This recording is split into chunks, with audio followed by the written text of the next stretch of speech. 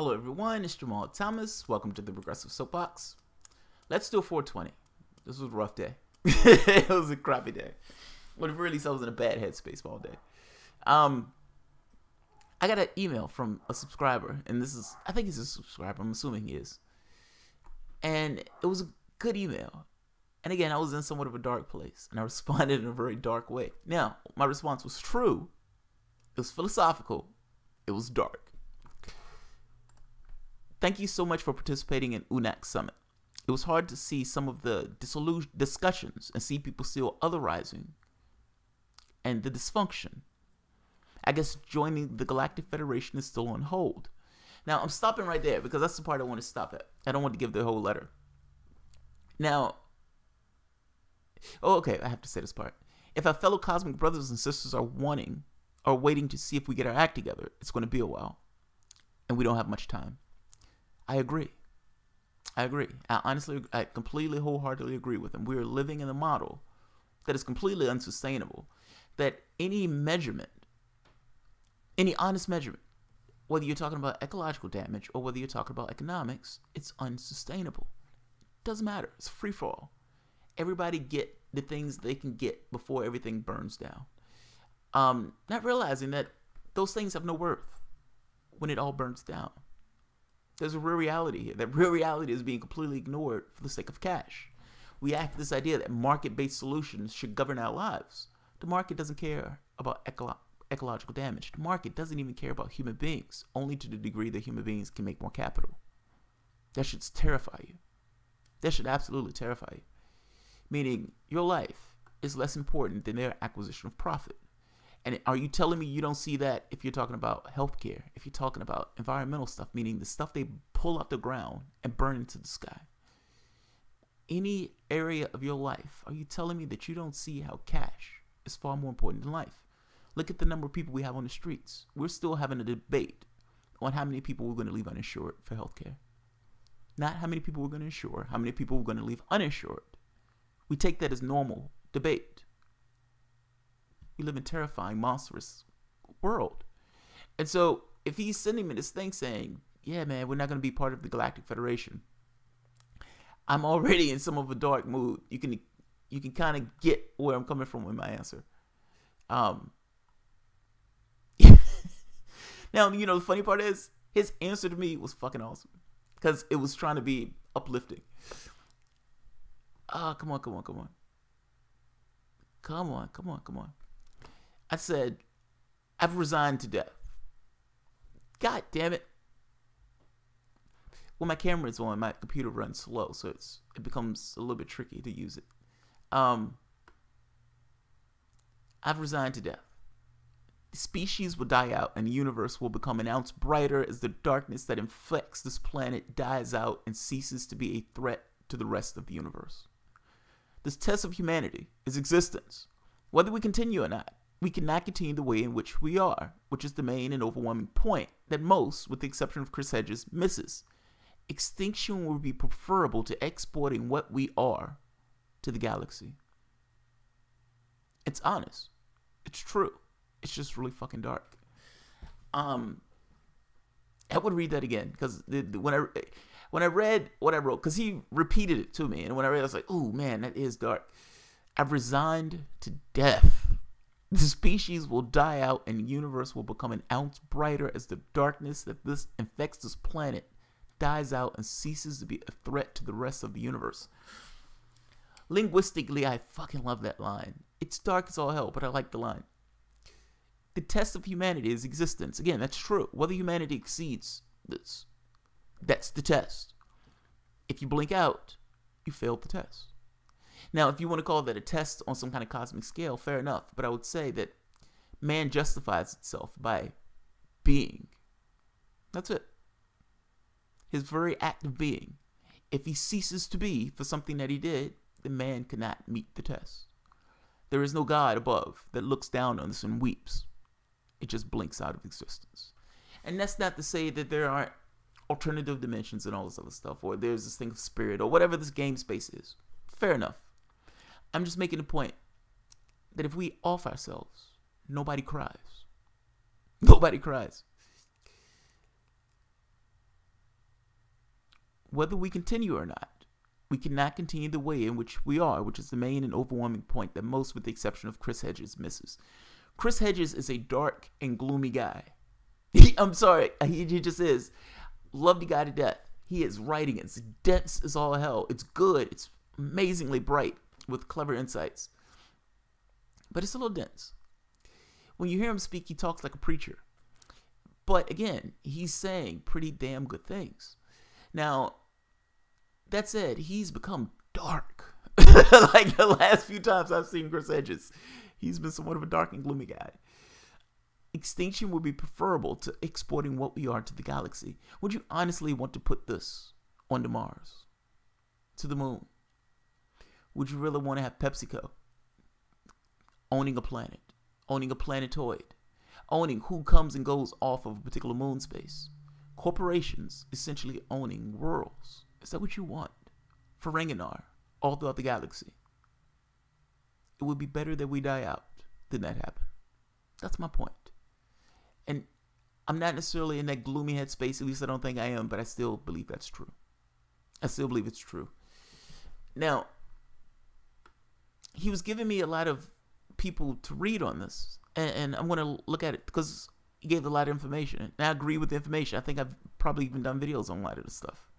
But it doesn't have to be that detailed. I mean, ultimately, you have a real reality, meaning this planet is a finite amount of space. There's a finite amount of resources that this planet has to offer. You have an economic system that says burn through those resources as fast as possible. You can look at planetary collapse. I mean, not planetary collapse, I'm sorry, societal collapse. And you can see how those species use their resources exceeds the capacity of those species to produce those resources. I mean, and I'm saying this really poorly, but in our case, we have two problems. Ecological damage, meaning climate change. And the secondary one has to do with the way resources are allocated, meaning you have a huge number of people who don't have their social needs met. And you have a very few concentrated people that have their needs gainfully met. That's a recipe for collapse. I'm telling you, it's a recipe for collapse. The economic system cannot take the strain of having nobody at the bottom to keep the economic system going. That's a recipe for collapse. Now, anybody in their right mind would say, wait a minute, we can't keep going the way we're going. We need to right the ship. And somebody, an adult in the room, needs to say, okay, this is what we need to do to get things straight. Now, if you want to quote-unquote save capitalism, Bernie Sanders is your guy. He's the FDR. FDR saved capitalism. That's the guy who you want. And almost cosmically, he appeared at that moment to try to save capitalism. You kneecap that guy. You kneecap that guy. FDR was terrified that there was going to be a revolution in this country that would have wiped capitalism away. So much so that he was willing to take from plutocrats to make sure people at the bottom had money to keep the economy going. Do you honestly believe that Donald Trump is going to be that guy? Obama gave 95% of the wealth to the top 1%. Do you think Donald Trump is going to best that? Or do you think it's going to be worse? The point I'm making to you is, as this keeps going, the people at the bottom are going to have less and less. You're looking at an economic collapse. So all these articles are great, but it's just, you don't need to go that deep into it to see how, okay, this provocation with Russia is an issue and that could be a nuclear war. 1, ecological collapse. 2, economic collapse. 3, I'm pretty sure there are more. There's no way you can observe all these things. I'm just making the point that how we're governing ourselves is not run by real reality. It's not even run by social needs. It's run purely by market forces. Cash. That's insanity. I'm sorry, that's insanity. That is flaming insanity. So yes, these articles are nice, and these articles give you that detailed backup. But just from a philosophical point of view, when you dig into it, from a logical point of view, you can see the defects in regards to how it adversely impacts the real reality to which we all exist. We can blink out. We can blink out based on our own actions. Now, the question becomes, if we blink out based on our own actions, if there was some kind of galactic federation out there, should they help? Should they help? if we had space brothers, should they help? For that matter, would they know how to help? Would they know how to help? And would any help that's received on a planet of heathens be looked at as anything but a threat? And would that threat be used for more control over the heathens? I'd argue that if anything came through these guys that everybody pointed to all at once, it was unequivocal. There was no way to say we did not see that. There was no way to say it was a hoax. There's no way in none of that. It's clear and it's unequivocal.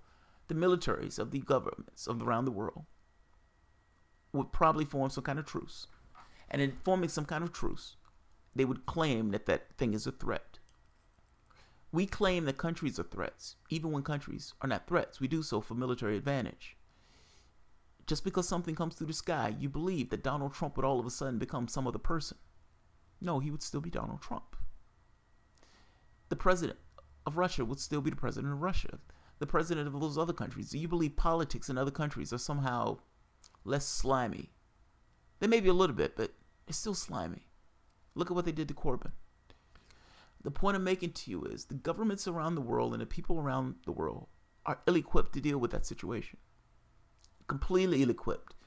Even if blinking out of existence was at stake, any kind of real and hard contact with anything external from this particular planet will blow this planet's mind, and they would not be able to deal with it.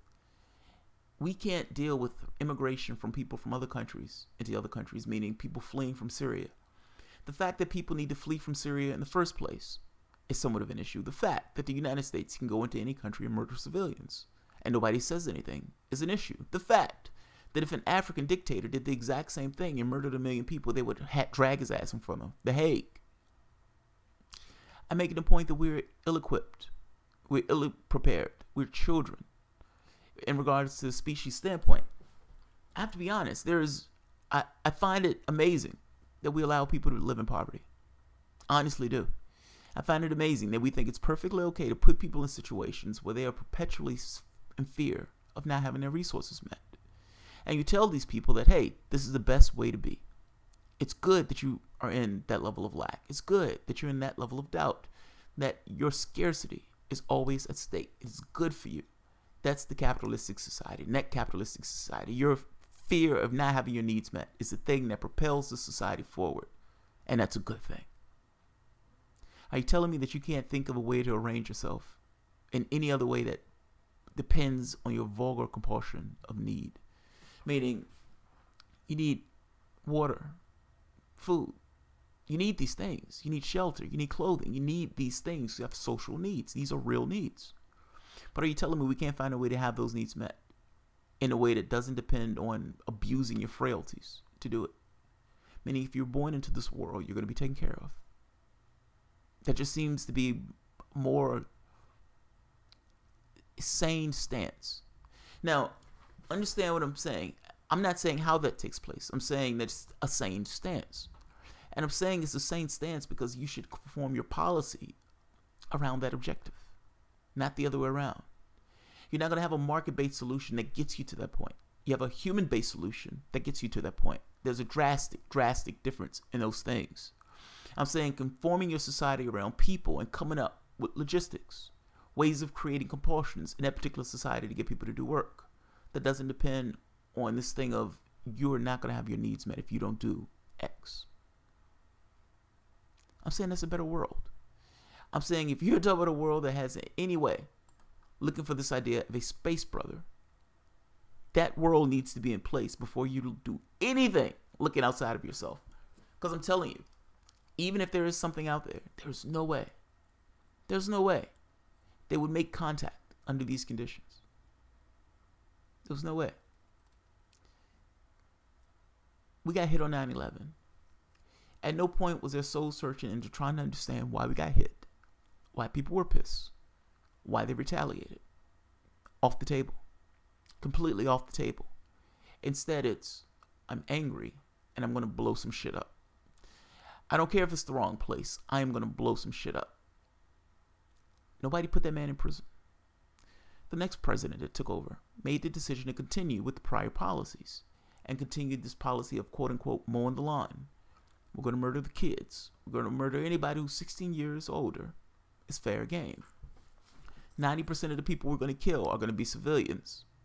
But I'm Obama, and I have a pleasant smile, and people are okay with my smile. So they're going to let that fly. And they did. They did. He was photogenic. He was the first black president. And he was a murderer and a war criminal. He should have been dragged before the Hague, just like Bush should be dragged before the Hague. Third one takes office. He has one defining characteristic that we're aware of.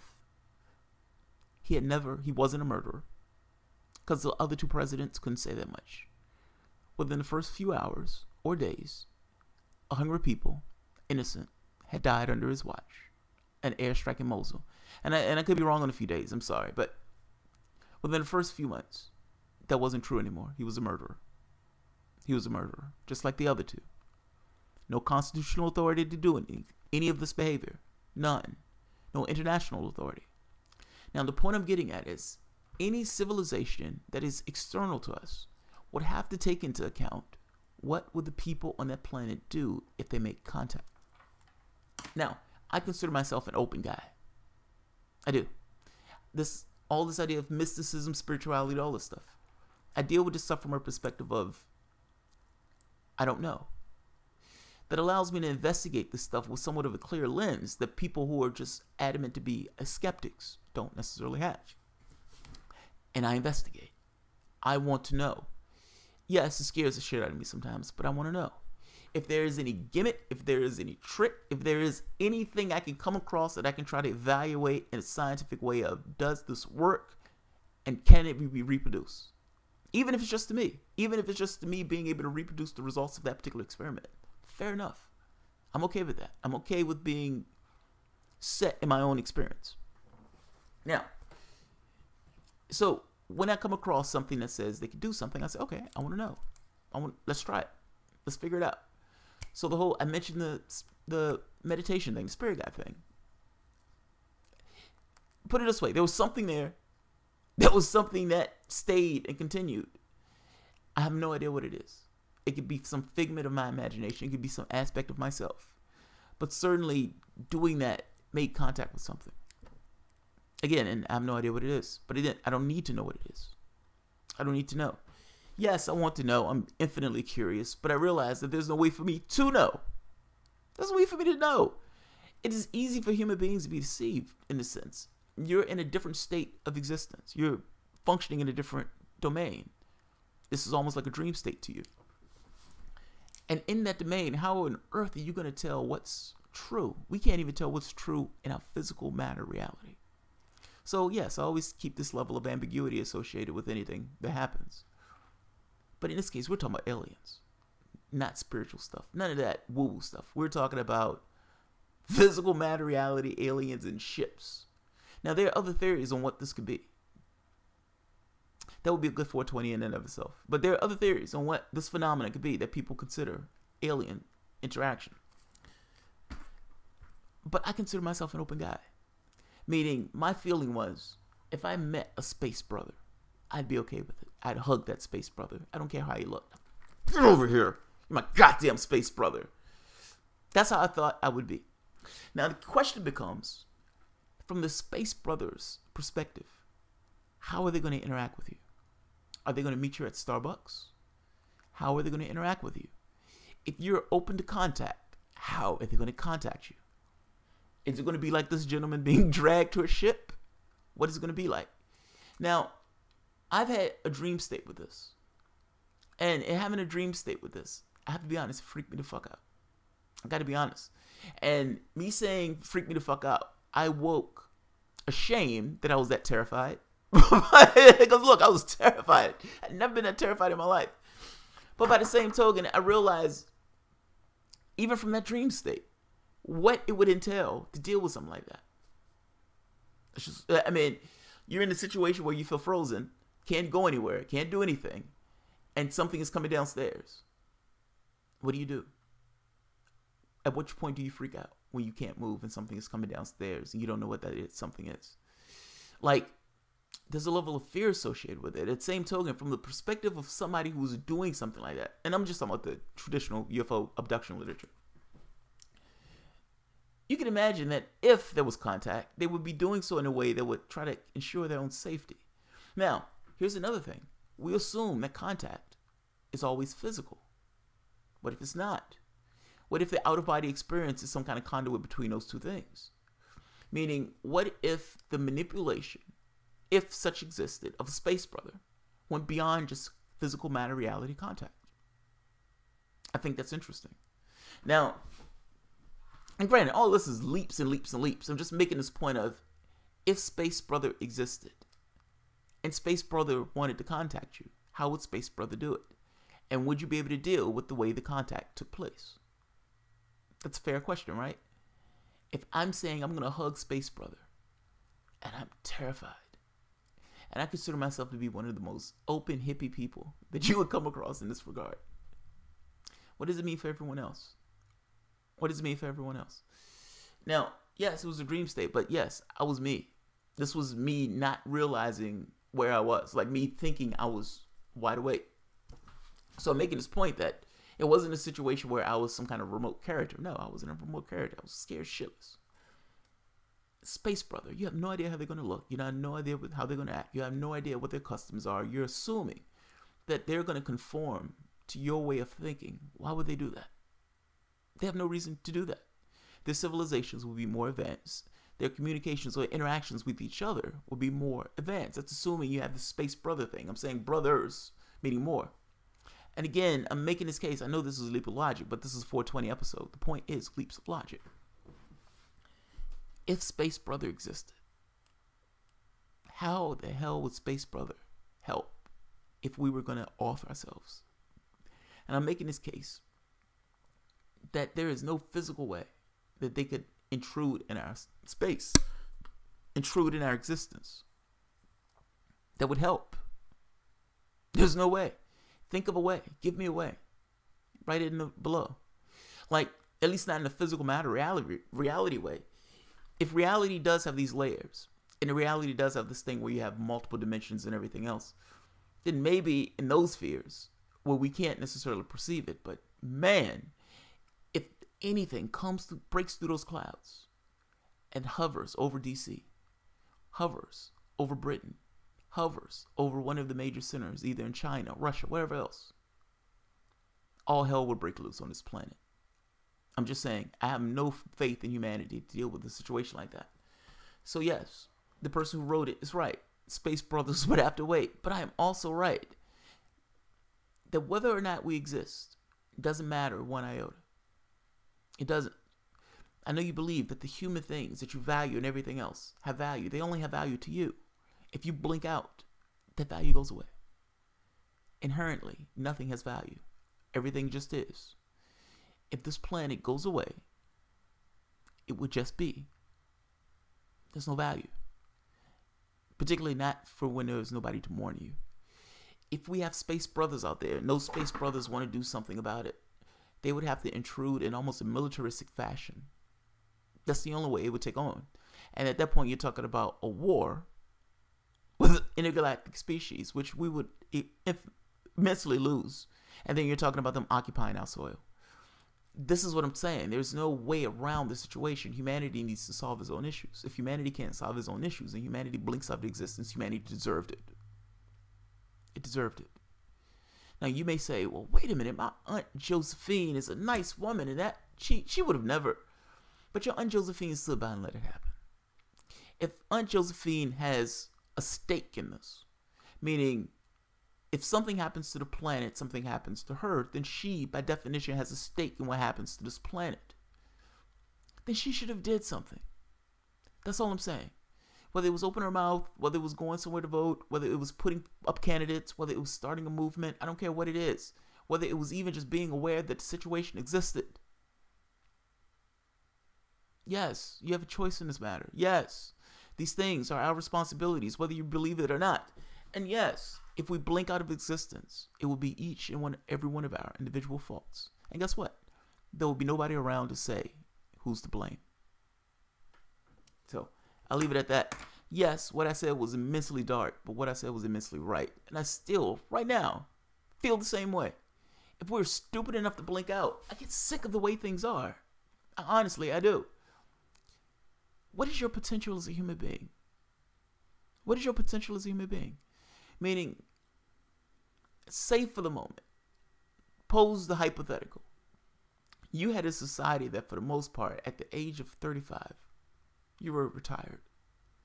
You can do whatever you want. You've worked your life. You've done what you were supposed to do in regards to your society. Now, what do you want to do? Your society provides for you to do those things. Cash is not an issue because cash for the most part is devalued. Now, if you want to go somewhere, if you want to do something, those things are available to you. What do you want to do? What is your potential? Now, no, you don't have to work, but for the most part, everybody in society does work. They do things that they themselves love. And you have a society full of people who are self-actualized just within themselves. Even if it's not something that's doing an amazing thing, for the most part, those people are self-actualized within themselves because they're doing something that makes them them. The point I'm getting at is a society can be arranged in all sorts of ways. This is a particular arrangement. In this particular arrangement, there are certain things, positives and certain negatives. One of the positives is, yes, you compel people to do labor. Of the many negatives is war, poverty, a market-based solution for each and everything in your society, meaning the person is subordinate in every situation in your society. Do you want a society that's arranged around people, or do you want your society arranged around profits? I think that's an honest question. That's an honest conversation that should be had. If it should be arranged around people, which I would argue are more important, I would argue are more valuable, in that the unique identity that is that particular individual is unique. It doesn't appear anywhere else on this planet. Now, if you're going to say that things that are unique have value, then yes, that particular individual has value. They have value. As having such value, the value should be honored and exalted, meaning in the legislations that we pass to govern our lives and the things that we consider tradition. It should honor what it means to be a person. And yes, of course, any society is going to have labor, but it shouldn't be done so in a way that attacks what it means to be a person. Find some other way to deal with that particular issue, and you would have a kinder society. You would cut down on this idea of poverty and all this aberrant behavior in regards to people and individuals. You get a fundamentally different society. That's my point. The conversation that we're not having is, what kind of society do you want? And do you want that society arranged around people or profits? One policy after the next can undermine the system in regards to the way it is. But you first have to acknowledge that that's the conversation you're trying to have. That's all. I make the point that no space brothers, none of that, until capitalism dies. Whether that's after a world war, whether that's after the end of everything else. No contact with space brother until capitalism dies. You can't trust the system itself. It's unstable. Not just that, it creates people who are in it for themselves. It creates a profit motive, maximize profit, even in politics. In every situation, what can I get out of this? How can I maximize my profit? Even at the expense of everyone else. And before you say, well, come on, that's not fair. Do you honestly believe it's fair that corporations, some of these guys are paying themselves $20 million when they have other people working at minimum wage? I'm just making the point that the disparity in pay between these two things is massively unfair. And it's driving poverty. It's one of the drivers of poverty. You're paying them less. Now, if you took 18 million, God forbid, 14 million, and paid them more, then they will have a better life. They will have more money to put into the economy. And yeah, I get sick of the way things are. That's all. All right, guys. If you enjoy the content, feel free to share, like, subscribe. But you can always support the work through Patreon. Thank you.